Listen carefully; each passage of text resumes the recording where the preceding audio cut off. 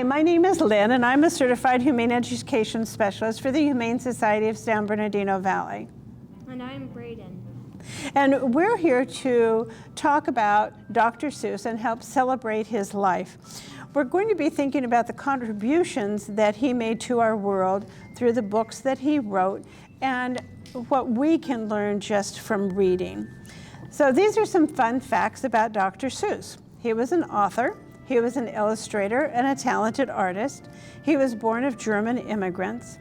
And one of the books that he wrote, Green Eggs and Ham, has the fewest words of any of his books. Dr. Seuss won many awards for his writing, including a Pulitzer Prize in 1984 for his special contribution to the education and enjoyment of America's children and their parents. So what names did he use? Dr. Seuss was not his real name. His real name is Theodore Seuss Geisel. He was not a real doctor. He added the doctor to honor his dad. And there are other names he used to write books as well. The first book that he wrote was And to Think I Saw It on Mulberry Street.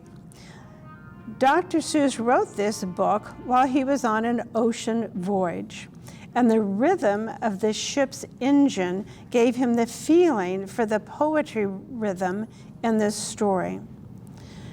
Dr. Seuss was really excited about publishing this book, but he was rejected. He was turned away 27 times before a publishing company agreed to publish his book.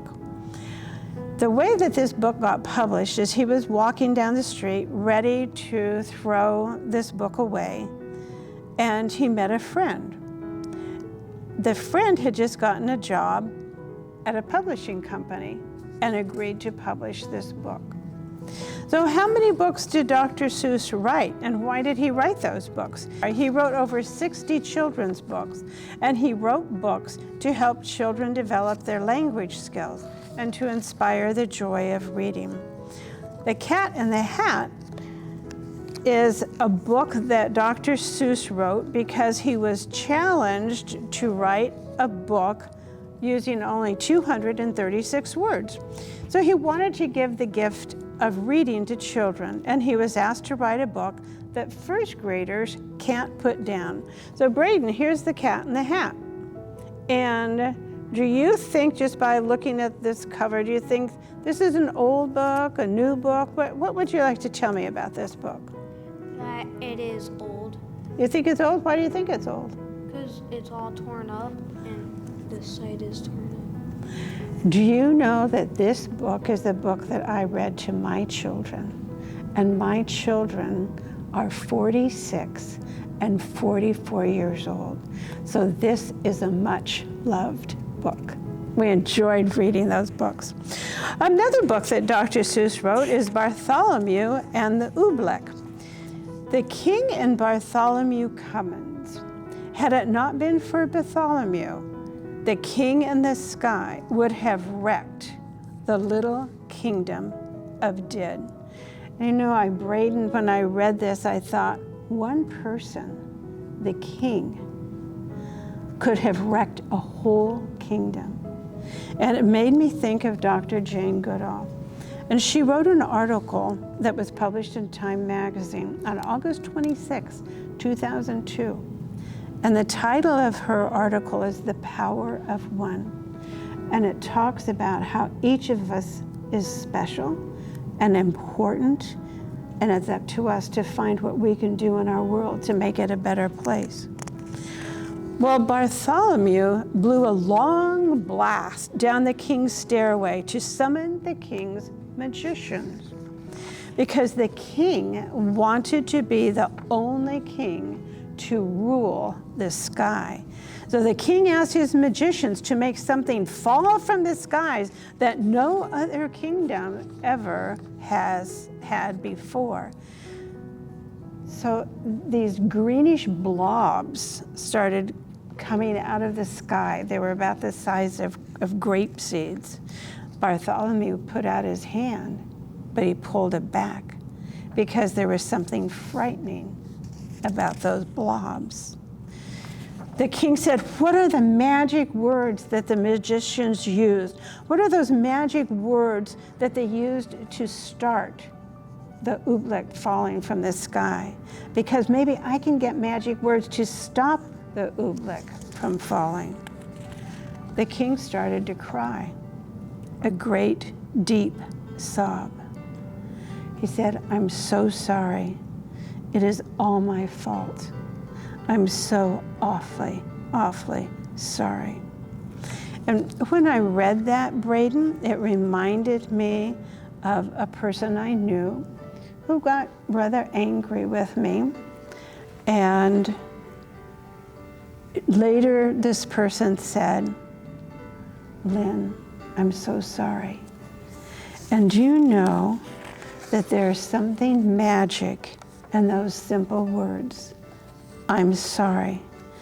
All the oobleck that was stuck on all the people and all the animals just simply and quietly melted away. And that animosity that was felt between this other person and myself, it just melted away. And she said, Lynn, I'm just so sorry. So the king declared a brand new national holiday in honor of 4 old-fashioned things: the rain, the sunshine, the fog, and the snow. Now, the last book to be published during Dr. Seuss's lifetime is called Oh, the Places You'll Go.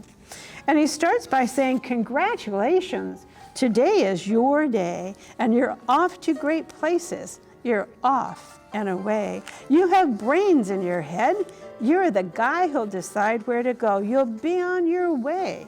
You'll be seeing great sights. You'll join the high flyers who soar to high heights. You'll be left in the lurch. I am sorry to say so, but sadly, it's true that bang-ups and hang-ups can happen to you. You can get so confused and head toward a most useless place, which is the waiting place. I'm afraid sometimes you'll play lonely games, games you can't win, because you'll play against you. You get mixed up with many strange birds as you go. So be sure when you step with care and great tact, and remember that life's a great balancing act. But what does Dr. Seuss say? What does he believe? He says, kid, you'll move mountains. Will you succeed? Yes, you will. Indeed, 98.75% guaranteed. So now we're going to meet Maverick, and we're going to meet your grandmother, and we're going to learn about Maverick and how we're going to teach Maverick 100 words. So today, Maverick is going to be helping us act out the book, I'll Teach My Dog 100 Words. The first 6 words, I'll teach my pup, are dig a hole and fill it up.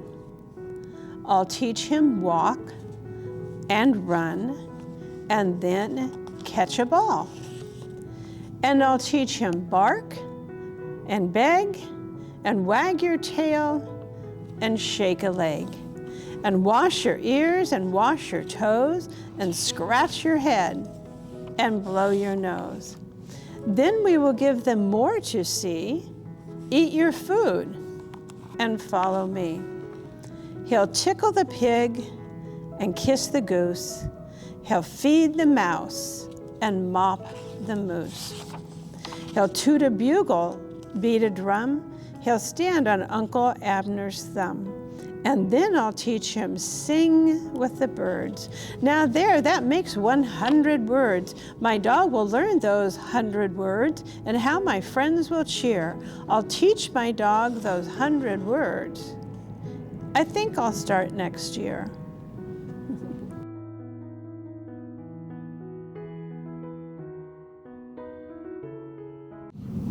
I'm Brayden, and I'm reading Pig the Pug.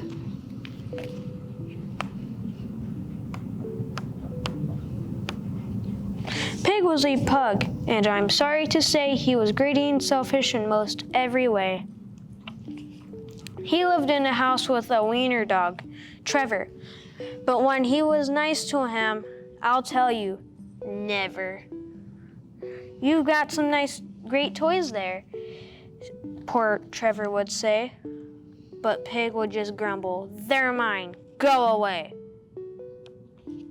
But it might be more fun, Trevor said to Pig, if we both played together. Well, Pig flipped his wig. No, they're mine. Didn't you hear? Only mine. You keep your paws off of them. They are mine, mine, mine. I know what your game is. You want me to share, but I'll never do that. I won't, and I swear. And with that, he proceeded to gather his stuff and make a big pile with a huff and a puff. And once he gathered them up in a big pile, he howled from the top with a satisfied smile. There, shouted Pig, now you won't get my loot. It's mine, mine, mine, mine. So why don't you scoot? But just at that moment, poor Trevor did see the pile wobbling. Oh dear me. Watch out up there. Good Trevor did cry, but the shame of it was,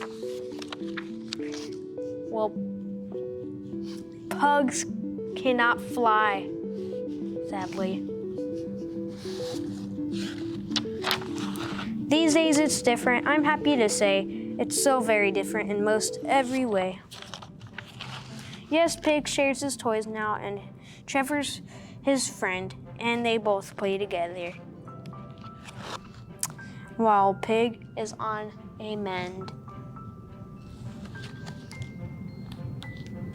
The end.